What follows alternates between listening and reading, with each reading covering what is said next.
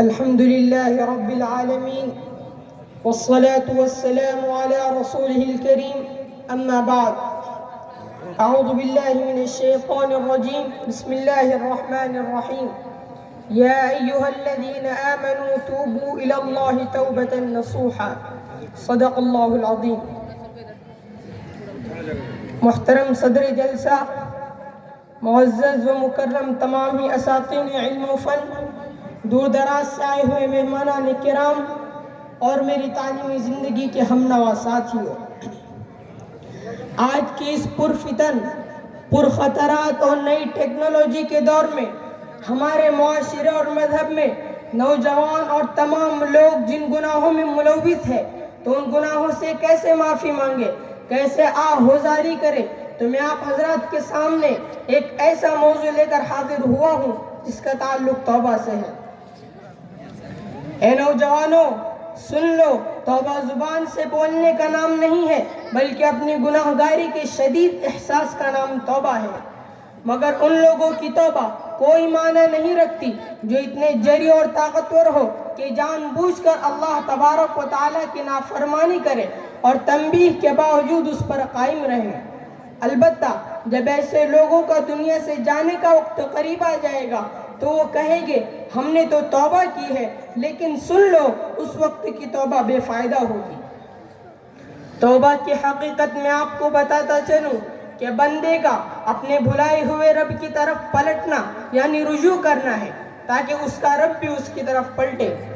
توبہ کی حقیقت یہ ہے کہ کوئی شخص وقتی جذبے سے مغلوب ہو کر بری حرکت کر بیٹھتا ہے، پھر اس کا احتساب نفس جلد ہی کر لیتا ہے تو اس کو اپنی غلطی کا احساس ہو جاتا ہے اور وہ برائی کو چھوڑ کر دوبارہ نیکی کی روش اختیار کر لیتا ہے اور شریعت کے مطابق اپنی زندگی کو گزارتا ہے. گناہ پر اصرار یعنی بے فکری اور بے خوفی کے ساتھ اس پر قائم و دائم رہنا یہ بڑی بدبختی اور برے انجام کی نشانی ہے.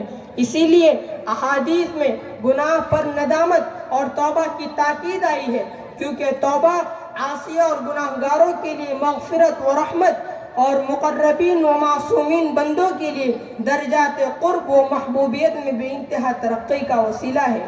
یہی تو وجہ ہے کہ عبداللہ کے لخت جگر، آمنہ کے نور نظر، محمد مصطفیٰ صلی اللہ علیہ وسلم نے ایک دن میں 70 مرتبہ سے زیادہ توبہ کی ہے. مکرم سامعین، اللہ تبارک و تعالیٰ نے انسان کے دل میں گناہ کا تقاضا اور داعیہ بھی پیدا کیا اور قرآن کریم میں ببانگ دہل اور ڈنکے کی چوٹ پر فرمایا فَأَلْهَمَهَا فُجُورَهَا وَتَقْوَاهَا، یعنی ہم نے انسان کے دل میں گناہ کا تقاضا بھی پیدا کیا اور تقوی کا تقاضا بھی پیدا کیا ہے. اسی کا نام تو امتحان ہے، اس لیے کہ اگر انسان کے دل سے گناہ کا تقاضا بالکل ختم کر دیا جائے تو پھر گناہ سے بچنے میں انسان کا کمال ہی کیا ہوگا. پھر نہ تو نفس سے مقابلہ اور نہ شیطان سے مقابلہ، تو پھر جنت یہ کس چیز کے بدلے میں ملے گی؟ جنت تو اس بات کا انعام ہے کہ دل میں گناہ کے تقاضے اور داعیے پیدا ہو رہے ہو، لیکن انسان ان تمام چیزوں کو شکست دے کر اللہ کے خوف اور خشیت سے اور اس کے عظمت و جلال سے ان تقاضوں پر عمل نہ کرتا ہو، تب جا کر انسان کا کمال ظاہر ہوتا ہے. کر نفس کا مقابلہ ہاں بار بار تو، کر نفس کا مقابلہ ہاں بار بار تو، 100 مرتبہ بھی ہار کے ہمت نہ ہار تو.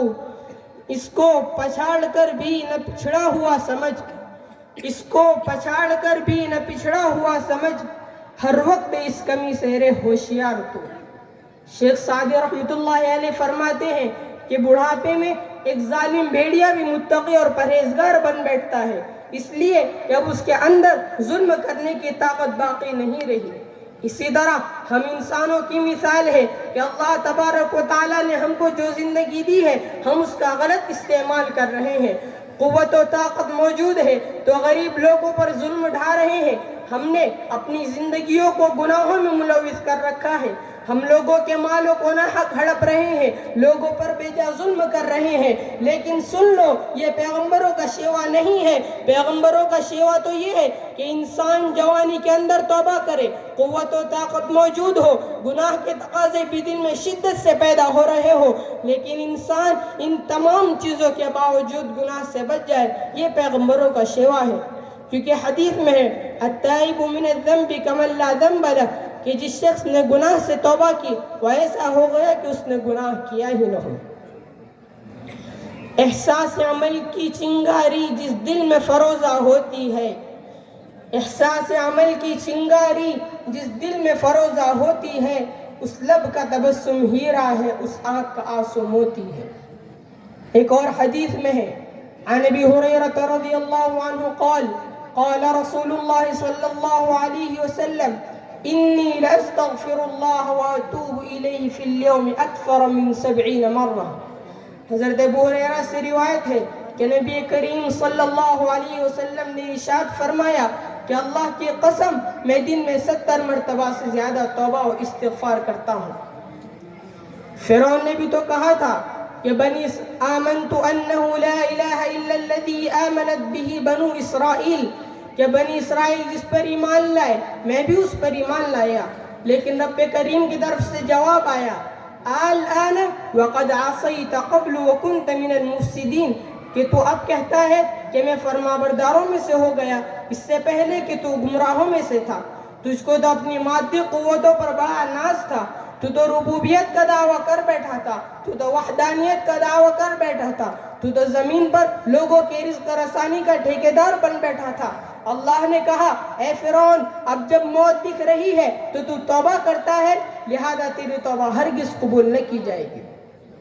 ترمذی شریف میں عمر ابن خطاب سے روایت ہے کہ نبی کریم صلی اللہ علیہ وسلم نے ارشاد فرمایا ان اللہ عز وجل یقبل توبۃ العبد ما لم یغرغر، کہ اللہ تو وہ ہے جو بندے کی توبہ کو غرغری کی حالت تک قبول کرتا ہے۔ تب تو جو اللہ تو وہ ہے جو بندے کی توبہ کو غرغرے کی حالت تک قبول کرتا ہے۔ اے لوگوں، توبہ سے صرف گناہ ہی معاف نہیں ہوتے بلکہ اس سے بے شمار دینی، دنیاوی اور روحانی برکتیں حاصل ہوتی ہے، کیونکہ رب کریم کا وعدہ ہے وَإِنِ اسْتَغْفِرُوا رَبَّكُمْ ثُمَّ تُوبُوا إِلَيْهِ يُمَتِّعْكُمْ مَتَاعًا حَسَنًا، کہ اے لوگوں تم اپنے رب سے مغفرت طلب کرو، پھر تم اس کی طرف رجوع کرو، وہ تمہیں وقت مقررہ تو خوش عیش زندگی بخشے گا اور زیادہ عمل کرنے والوں کو زیادہ ثواب دے گا۔ چنانچہ یہی وہ توبہ ہے جس سے انسان اللہ کا ولی بننے کی پہلی سیڑھی پر پہنچ جاتا ہے۔ یہی وہ توبہ ہے جو گناہوں کی غلاظت کو صاف کرنے کے لیے آب زمزم ہے۔ یہی وہ توبہ ہے جس سے انسان کی پریشانیاں دور ہو جاتی ہے۔ یہی وہ توبہ ہے جو انبیاء کرام کا شیوا ہے۔ یہی وہ توبہ ہے جو اولیاء اعظام کا زیور ہے۔ یہی وہ توبہ ہے جو قلوب کے غم کو دور کرنے کا ایک مؤثر علاج ہے۔ یہی وہ توبہ ہے جو درجات کی بلندی کا ایک ذریعہ ہے، اور یہی وہ توبہ ہے جو سیئات کو حسنات سے مبدل کرنے کا ایک مؤثر ذریعہ ہے۔ اسی لیے شاعر کہتا ہے غم حیات کے سائے میں کسی کو محیط نہ کرنا، غم حیات کے سائے میں کسی کو محیط نہ کرنا، کسی غریب کو دل کا غریب نہ کرنا۔ میں امتحان کے قابل نہیں میرے مولا، میں امتحان کے قابل نہیں میرے مولا، مجھے گناہ کا موقع نصیب مت کرنا۔ آخر میں دست بدعا ہو کہ ہم تمام کو چاہیے کہ اللہ تبارک و تعالیٰ کے سامنے سچے اور پکے دل سے توبہ کریں، اس لیے کہ ہم بھی اللہ کے مقرب بندے بن سکتے ہیں۔ اللہ تبارک و تعالیٰ ہم تمام کو اذا سألک عبادی عنی فإنی قریب کا مصداق بنائے۔ تباہیوں کی حدوں سے گزر گئے ہوتے، تباہیوں کی حدوں سے گزر گئے ہوتے، حقیر ذرے فضا میں بکھر گئے ہوتے، گناہگار تو ایسے تھے ہم کہ بس توبہ، گناہگار تو ایسے تھے ہم کہ بس توبہ، خدا کریم نہ ہوتا تو مر گئے ہوتے۔ وباللہ التوفیق۔ ماشاءاللہ۔